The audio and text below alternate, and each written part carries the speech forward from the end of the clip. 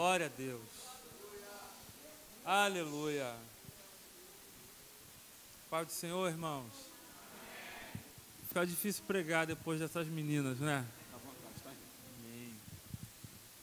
Glória a Deus. Você está feliz? Diga amém. Como que está a qualidade do seu culto aí, irmãos? Está lá em cima? A igreja subiu, o céu desceu. O que aconteceu aqui?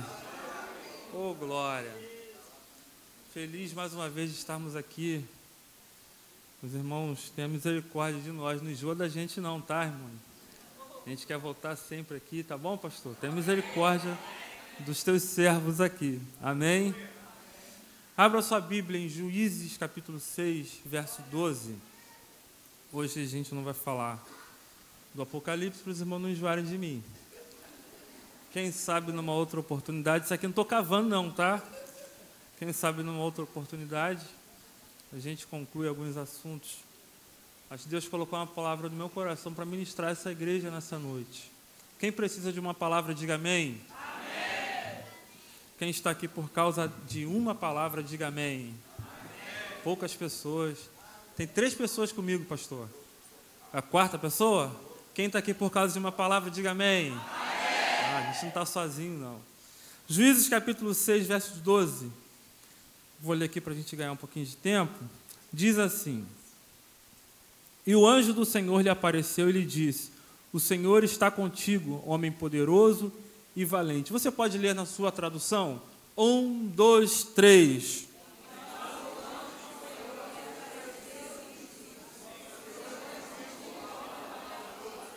Amém. Pode tomar seu assento. Quero louvar a Deus pela vida dessa dupla abençoada, Débora e Raquel. A vida do Márcio Helbot está ali em cima. Pastor Ney, Pastor Romildo, não precisa nem falar que já são grandes amigos que moram no nosso coração. Vocês têm sido um grande incentivador do nosso ministério. Vocês têm investido no nosso ministério e a gente nunca vai esquecer de vocês. Vocês já moram no nosso coração. Deus abençoe a casa de vocês, a família, o ministério, em nome de Jesus. E toda essa igreja linda. Amém? Amém. Eu preciso da sua atenção porque eu tenho pouco tempo. E esse episódio que a gente leu aqui chama muita atenção. Quando a gente lê o livro dos Juízes, a gente precisa tomar conhecimento da história de Israel. Em todo ou quase todo o Antigo Testamento, em quase toda a história do povo judeu, do povo de Israel, a gente vai ver a seguinte expressão: Então, os filhos de Israel fizeram o que parecia ou o que era mal aos olhos do Senhor. Por isso, Deus os entregou aos seus inimigos. Você precisa lembrar que esse período era uma outra dispensação. Era uma dispensação da lei. De manhã a gente falou um pouquinho da graça, a gente tentou falar um pouquinho da graça, mas aqui era uma outra dispensação. Por isso que a gente entende que o povo fez o que era mal e Deus os entregou nas mãos dos seus inimigos. Vamos entender melhor essa história. O livro de Juízes, ele vai apresentar para a gente aproximadamente 13 juízes. Quem eram esses juízes? Esses juízes eram pessoas que Deus usava para dirigir o seu povo. Lembre-se que era um período teocrático. Repita essa palavra, teocrático. Era o período em que o próprio Deus governava o seu povo. Ainda não existia o período da monarquia. Quando o povo olha as nações vizinhas que tinham reis e fala para Samuel: a gente quer um rei também. Por quê? Porque lá fora tem, a gente quer também. Olha o perigo. Aí o povo escolhe Saul como rei, aí já é o período da monarquia ou democracia, enfim. Então esse período aqui, Deus usava juízes, era uma espécie de Messias, era uma espécie de condutor, era uma espécie de pastor, para facilitar o nosso raciocínio. E dentre esses 13, aproximadamente, juízes, tinham personagens muito famosos. Um deles era Sansão, outros Débora, né? Lembra de Débora e Baraque? entre outros. E Gideão, para a gente ganhar tempo, a gente precisa entender o que aconteceu aqui nesse episódio que a gente acabou de ler. No capítulo 6, verso 1, vai estar essa famosa frase que a gente acabou de falar aqui. E os filhos de Israel fizeram o que parecia mal aos olhos do Senhor. Por isso, Deus os entregou aos seus inimigos. Por que Deus entregou Israel aos seus inimigos? Porque eles fizeram o que parecia ou que era mal aos olhos do Senhor. O povo de Israel era um povo inconstante, era um povo que não tinha uma certa firmeza. Por quê? Numa hora eles estavam na bênção, estavam firmes, adorando somente a Deus e guardando os seus estatutos. Em outra hora, ou frações de segundos, se pode-se dizer assim, eles adoravam outros deuses, criavam imagens e adoravam as imagens, não obedeciam os estatutos, e por causa disso Deus levantava um para corrigir a nação, para colocar a nação de novo no caminho. Enfim, o cenário aqui, nesse período dos midianitas, Israel teve muitos inimigos. Nesse período aqui, o texto vai falar que existiam os midianitas, os amalequitas e os filhos do Oriente, os orientais. Repita comigo, os midianitas. Só quem almoçou hoje, eu almocei bem, hein? Os midianitas, os amalequitas e os orientais. Vamos dizer assim. Por que que 3 povos se juntaram contra Israel? Porque essas nações, conhecendo a fama de Israel, não seria boba de enfrentar Israel sozinho. Por quê? Conhecendo a história de Abraão, a história dos patriarcas, né? Conhecendo a história de Moisés, a grande vitória de Moisés contra Faraó, conhecendo a história de Josué e vendo que Deus dava vitória ao povo, era comum naquela época, pastor, a nação A se juntar à nação B para pelejar contra a nação C. Então, por isso que aqui está falando que 3 nações se juntaram contra Israel. E qual era o cenário? Era o mais caótico possível. Por quê? Se você decorrer o texto, você vai ver que eles roubavam, os midianitas roubavam a novidade da terra. Repita isso para ser bem didático. Eu sei que eu sou chato, mas você vai ter misericórdia de mim. Repita isso: novidade da terra, ovelhas, bois e jumentos. Na nossa cultura, isso não faz o menor sentido, mas naquele período, esses animais e a novidade da terra faziam um grande sentido, tinham uma grande importância para os judeus. Vamos lá, roubava a novidade da terra, roubava os alimentos e aquilo que os judeus usariam como primícia, aquilo que eles usariam como dízimo. Imagina, a tática de guerra dos midianitas era tirar o alimento dos judeus. Ninguém consegue pelejar com fome. Ninguém consegue lutar por uma causa com fome. Ninguém consegue fazer isso. E o texto fala que eles empobreceram e enfraqueceram muito por causa dessa situação. Os midianitas também roubavam os jumentos. Jumento, naquele contexto, eles eram como se fosse um automóvel hoje. Os viajantes usavam o jumento para transportar coisas, para transportar objetos. E também tem uma curiosidade acerca do jumento, que é a seguinte: para um rei visitar uma outra nação em paz, ele ia num jumento, mostrando paz, mostrando segurança. Lembre-se, quando Jesus entrou na cidade de Jerusalém, ele entrou montado num jumento. Então, para você entender a importância do jumento para esse povo, eles roubavam também os bois. Os bois, naquele contexto ali, servia para fazer moinho, prensa de azeite.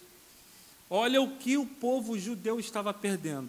Não tinha mais como se alimentar, não tinha mais bem, não tinha mais meios de transporte e não tinha mais aquilo que produzia a prensa de azeite. E um grande perigo para aquele povo é ficar sem azeite. Fala para o teu vizinho para ele não dormir aí. Não fique sem azeite. Daqui a pouco a gente vai entrar melhor nesse contexto aí.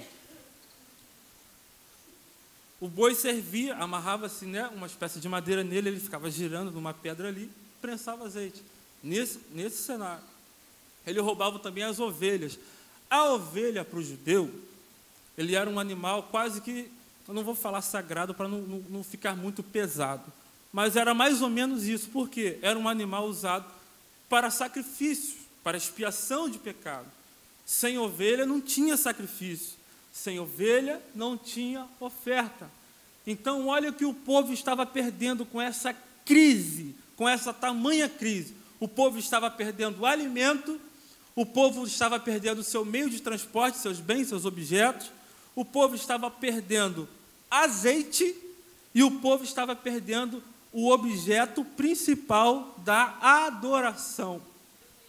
Então, a crise ali não era só política, a crise ali não era só social, a crise também era espiritual. Nessa dispensação, esse era o perigo de fazer o que parecia mal aos olhos do Senhor.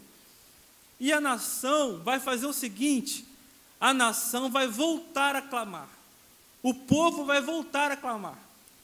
O texto diz, e os filhos de Israel clamaram ao Senhor, e clamando, repita essa palavra aqui, clamando, Deus enviou um profeta. Irmão, eu sei que você almoçou, irmão.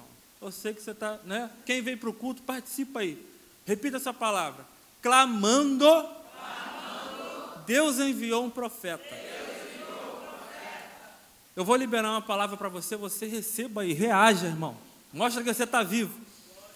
A palavra, o verbo clamando, você que é professor de português, você que estuda português, você sabe que o sufixo NDO está no gerúndio, ou seja, presente contínuo, ação contínua.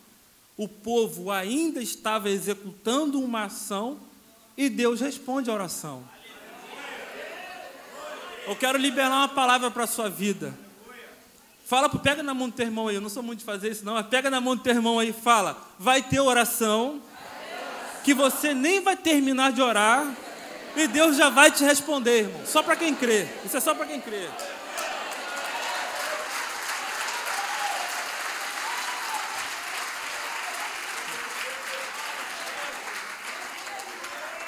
Vai ter oração que você nem vai levantar ainda, Deus já vai responder. Quem recebe essa palavra, diga amém. Ah, Henrique, eu vi aqui, não é isso não. A minha Bíblia tem uns pregadores que falam, a minha Bíblia diz, né?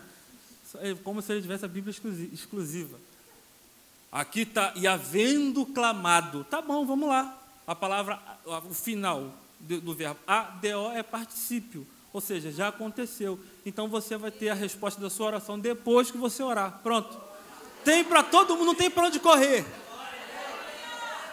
Ou sendo gerúndio ou sendo particípio, você vai receber da mesma forma, irmão. Olha para o teu irmão, vê se ele tem cara de gerúndio ou se tem cara de particípio. Aquele irmão ali parece um gerúndio. Você parece um gerúndio, né, irmão? Eita! Quem é particípio, levanta a mão. Ninguém, né? Todo mundo quer receber orando, né? Ô, glória! Quem é gerúndio aqui, levanta a mão, irmão. Ah, tá vendo? Glória a Deus. Vamos lá. Presta atenção no texto. E o povo clamando, Deus enviou um profeta. E o que o profeta profetizou? O profeta vai falar o seguinte para a nação: do Egito vos fiz subir e vos tirei da casa da servidão. Ou seja, este profeta, ele lembrou o povo da palavra que o Senhor tinha dito. Você que não pegou, vou repetir. O povo orou, Deus respondeu. Irmãos, qual era a necessidade do povo? O povo estava sem comida, pastor. O povo estava empobrecendo, o povo estava enfraquecendo, o povo estava sem bois, sem jumentos, sem ovelhas, sem adoração, sem azeite, aquela coisa toda. O povo ora para sair dessa situação. Deus envia um profeta. E o que o profeta faz? Lembra o povo da palavra.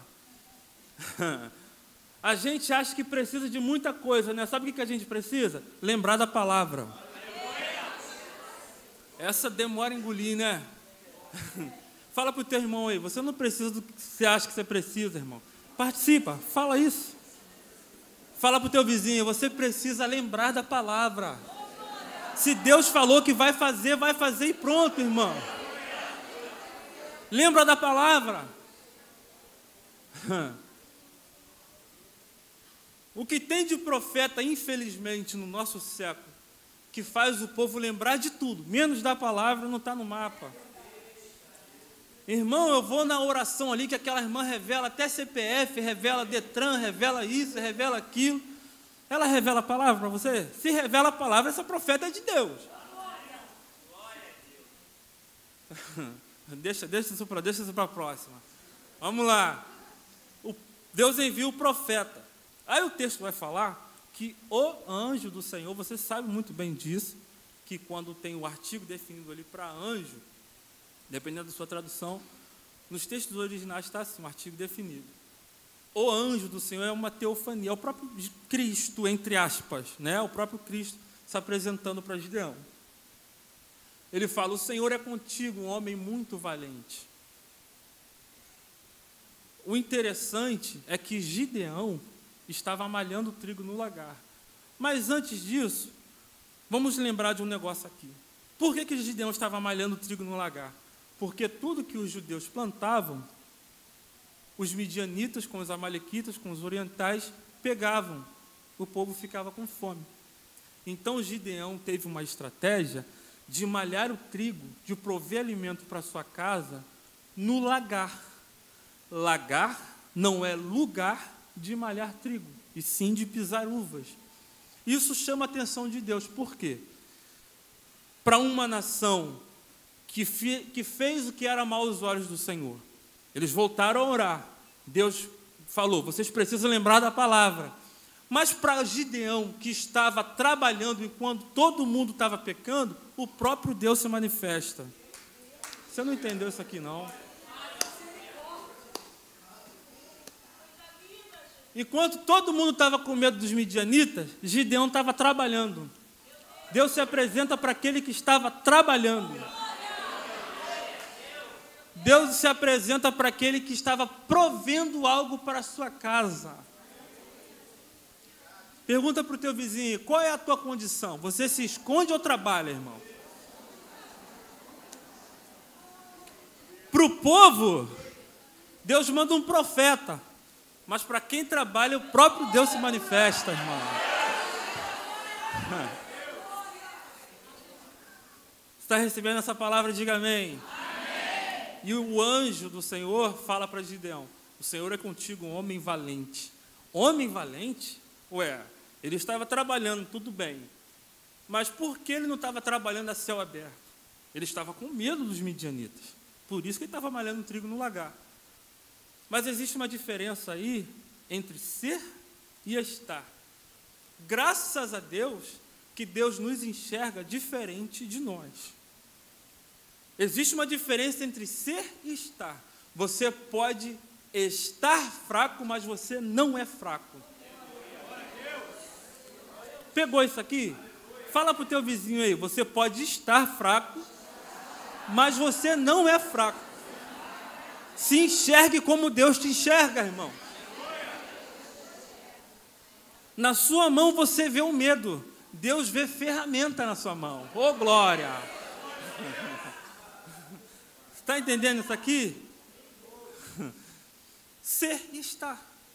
É diferente.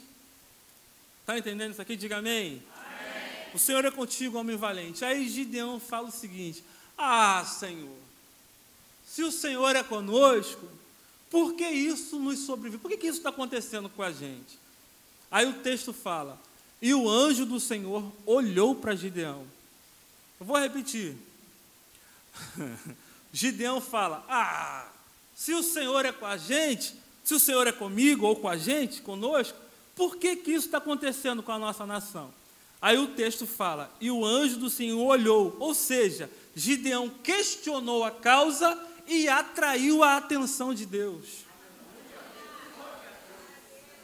Quer atrair a atenção de Deus? Questione a causa que você está passando.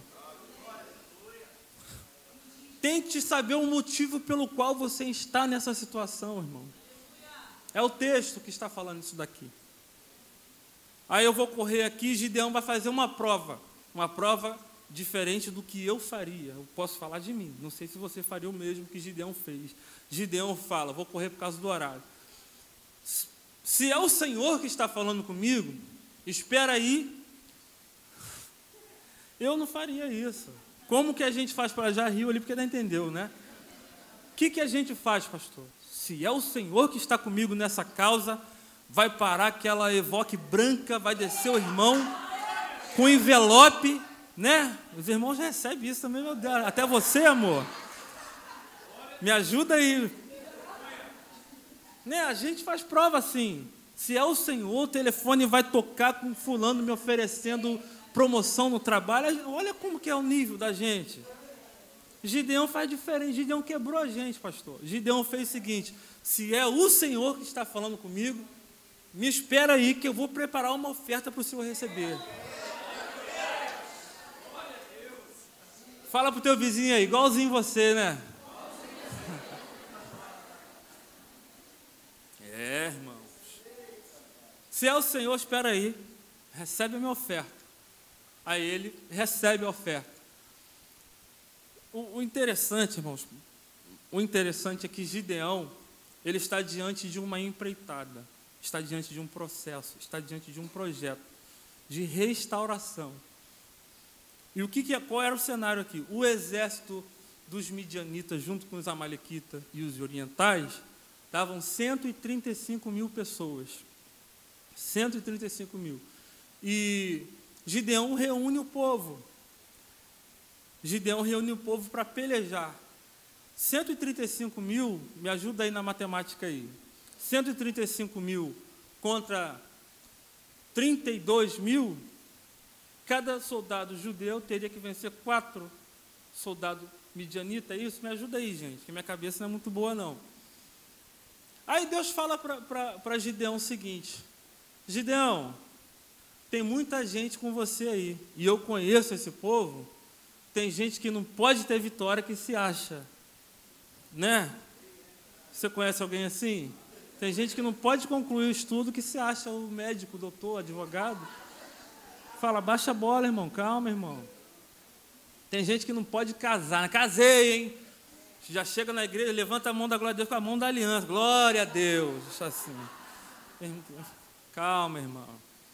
Deus fala, eu conheço esse povo. Se esse povo vencer, ele vai falar que conseguiu essa vitória pelo seu esforço, pelo seu braço. Faz o seguinte, Gideão, grita. Grita. Quem for covarde e medroso, volte. Deus passou esse desafio para Gideão. Esse desafio era Gideão ter que falar a verdade. Para esse povo que se acha, é só falar a verdade que eles, está entendendo isso aqui? Deus viu, esse povo vai falar que eles que conseguiram, por mérito próprio. Faz o seguinte, grita, quem for covarde e medroso, volta. Aí Gideão teve que falar a verdade. Ele foi muito sincero. Quem for covarde e medroso, volte. Voltaram 22 mil. Eu vou liberar essa palavra, porque eu preciso falar. Quer ver quem é quem na sua vida? Fala a verdade. Fala essa verdade. Essa verdade. 22 mil. Agora vamos lá. 135 mil contra 10 mil. Cada soldado judeu teria que vencer 13 homens e meio. 13 homens e um anão. 13, não dá. Não dá. Na mente de Deus, era possível. Ele fala, ainda tem muita gente com você. Faz o seguinte, bota o povo para beber água. Presta atenção nisso daqui. Bota o povo para beber água. Aí Gideão fala, vamos beber água todo mundo. Aí o povo, Deus fala, aquele que beber água, trazendo a mão à boca, bota para um lado. Aquele que mergulhar, lavar cabelo, conferir sobrancelha, ver maquiagem, Irmãos, não adianta você beber água e não vigiar o inimigo. Você vira presa fácil. Esse era o teste ali. Tem gente que fala, eu vou mergulhar, eu vou me lançar nas suas águas. Mas a técnica aqui é beber água vigiando o inimigo. Aqui, tática de guerra, quem é militar aqui sabe do que eu estou falando. Fala para o teu irmão aí, você pode até se saciar, mas vigie, irmão, senão o inimigo te pega. É assim. É assim que acontece. Aí o povo que bebeu água trazendo a boca foram 300. E o povo que bebeu água, lavou a cabeça, viu no espelho, aquela coisa toda, que demora, né? Tem gente que demora, não pega não, né? Demora. Bebe água olhando o inimigo. Esses foram 9.700. Ficaram só 300. 300 soldados judeus contra 135 mil homens muito bem armados. Cada soldado judeu teria que vencer 450 homens midianitas. Quando é impossível para um homem, Deus se manifesta, porque Ele não divide a glória dele com ninguém.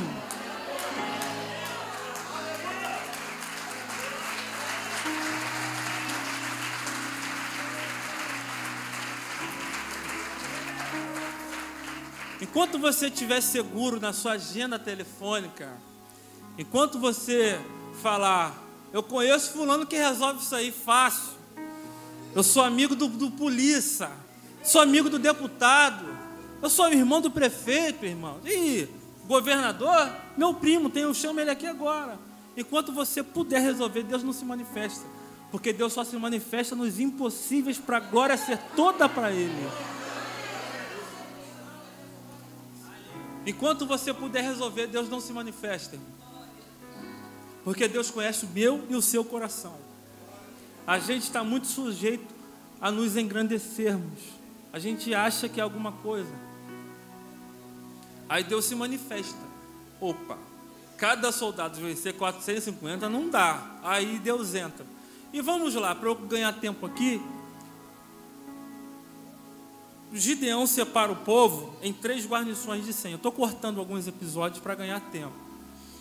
Gideão separa o povo em 3 guarnições de 100, rodeando o exército inimigo que estava no vale.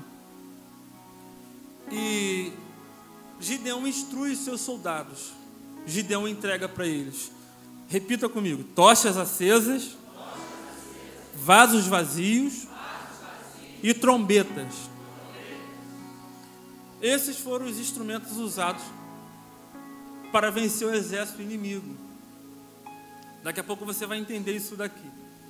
E Gideão instrui os soldados: assim como eu fizer, vocês façam também, porque o povo só vai ter sucesso se imitar o líder. Dói um pouquinho, dói, mas tem que engolir. Pastor, o povo só tem sucesso quando imita o líder. Queira você ou não, irmãos, é assim o sistema. É assim, não é nem sistema, é princípio. Paulo disse: o que eu recebi, eu vos ensinei. Paulo disse: sejam meus imitadores, ponto final? Não. Sejam meus imitadores assim como eu sou de Cristo. Ele é o modelo, o líder é o modelo. Gideão fala: assim como eu fizer, vocês façam também. Pelo Senhor e por Gideão. Ele instruiu os seus soldados a pegar a tocha acesa. Quem está vendo a tocha acesa aqui? Tocha acesa, pegar o vaso vazio, cobrir o fogo. E no tempo certo eles iriam quebrar aquilo dali e tocar trombeta. Vamos explicar isso aqui daqui a pouco. Mas o que me chama a atenção, paralelo a essa história não, o que me faz lembrar também dentro desse contexto, é a história em 1067 a.C., se não me falha a memória, a história dos Macabeus, a história do sacerdote Matatias com seus filhos Judas, Simão, Eleazar e Jonathan. O que aconteceu ali? o rei Antíoco IV Epifânio, ele profanou o templo. Ele sacrificou um porco no altar do Senhor. Você sabe que o porco é um animal rejeitado pelos judeus. E esse imperador, o Seleucida, na época dos Seleucidas, sacrificou um porco nesse altar. Esse rei mandou uma comitiva até o sacerdote Matatias. Se não me falha a memória, o seu general Apeles mandou que Matatias sacrificasse um porco no altar. Sabe o que Matatias fez? Ele desembainhou a espada, matou o porco e a comitiva do rei. É isso que eu e você devemos fazer. Quando surgir a proposta de trair o altar, de denegrir o altar, eu e você precisamos desembainhar a espada, matar o porco e os mensageiros do rei.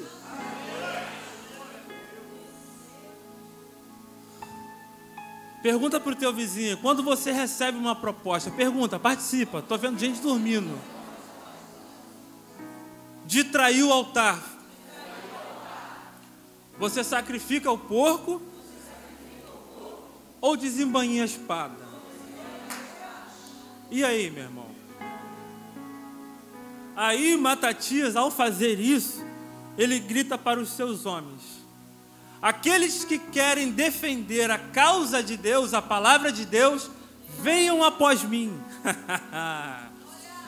Por isso que eu lembrei que Gideão falou: pelo Senhor e por mim, vamos vencer os inimigos. Primeiro pelo Senhor, porque primeiro é para Ele, depois para a gente. O que aconteceu ali? Para encerrar, Gideão cercou os inimigos, quebrou o vaso vazio. Interessante que quando a gente quebra o vaso, a luz aparece, né? Você não pegou, não. Você está dormindo, irmão? Como que estava a tocha? Dentro do vaso emborcado. Eles quebraram o vaso, o que aconteceu? A luz apareceu.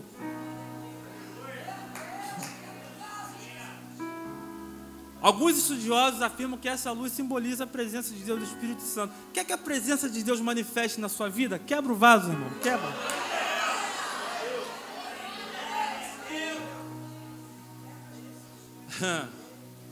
A luz apareceu. Existe um mito, isso eu peço para você pesquisar depois. Existe um mito, uma mitologia, falando que em batalha existia a seguinte situação: se eu ferisse um soldado, se eu matasse esse soldado voltaria em uma figura de um monstro horrível, cabeça de fogo, igual o motoqueiro fantasma. Os pés dele eram como patas de cavalo. Então o barulho do vaso quebrando se assemelhava a esse bicho andando. Isso é mito, irmão. Isso não acontecia. Mito, você está entendendo? Eu estou te passando isso porque eu preciso passar para vocês as opções. Mas sabe o que aconteceu aqui? Era comum naquela época também a traição de Estado, crime de Estado. Por exemplo, tinham 3 nações lutando contra Israel. Um pensando ser uma emboscada, por quê? Eles quebraram o vaso. Do nada apareceram muitas luzes e barulho alto de trombeta. Eles pensando ser uma emboscada, começaram um a matar o outro. Mas saiba o significado aqui, e eu vou falar esse significado, você precisa reagir. Se você não reagir a essa palavra, eu vou descer aí e vou orar por você, irmão. Alguns estudiosos, irmão, isso aqui é muito sério. Alguns estudiosos vão falar que nesse contexto aqui, em batalha, quando se tocava uma trombeta, antes de eu revelar isso aqui, como que estava o jogo aqui, irmãos? 135 mil contra 300 homens. Quantos homens os soldados judeus tinham que vencer do exército inimigo? 450. Lembra? Vamos lá. Alguns famosos estudiosos vão falar que em guerra, em batalha, quando se tocava uma trombeta, o general liberava 1000 homens à disposição.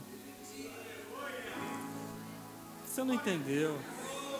300 homens tocando trombeta. O que os inimigos pensaram? Existe 300 mil homens contra 135 mil. Para você que não entendeu, pega na mão do teu irmão e fala: maior é o que está conosco do que o que está... Fala para 3 pessoas pelo menos, irmãos. Maior é o que está conosco do que o que está com o inimigo. Fala para 3 pessoas, irmãos. Participa do culto. Oh, aleluia! Oh, se coloque de pé aplaudindo ao Senhor.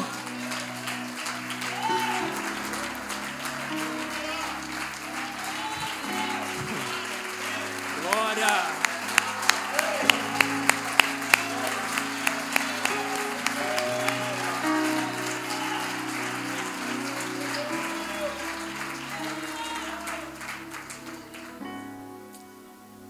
Deus confia na sua mão um projeto, uma missão. Evangelho é serviço. Se você se diz salvo em Cristo, se você se diz cristão, tem uma ferramenta na sua mão. O apóstolo Paulo, a caminho de Damasco, quando ele tem um encontro com Jesus, aquele clarão, e o Senhor fala: Saulo, Saulo, por que me persegues? Paulo fala, eu acho isso lindo, interessante. Ele fala: Senhor, o que queres que eu faça? No primeiro encontro de Paulo com Cristo, ele se coloca à disposição para servir. Para Jesus não é interessante crente parado. Por isso que ele faz alusão falando que grande é a seara, ou seja, tem muito serviço, só não tem quem queira trabalhar. Então Deus, através dessa palavra, está confiando algo na sua mão, algo para você executar. Deus está colocando ferramentas nas suas mãos para você servir, irmãos, para você servir a Deus, servir a sua igreja, servir o seu pastor, servir esse bairro, servir essa cidade, irmãos. Se coloque à disposição para servir. E receba essa palavra em nome de Jesus. Você que entendeu essa palavra, eu vou fazer uma oração por você. Senhor, a tua palavra foi ministrada, o teu recado foi entregue. Senhor, que a tua palavra entre no coração da tua igreja como uma semente. Que a tua igreja venha regar essa palavra. E que ela venha dar frutos, dar resultados para a glorificação do teu nome, em nome de Jesus. Você que entendeu e recebeu essa palavra, aplauda ao Senhor nessa noite, em nome de Jesus. Pastor Ney, muito obrigado.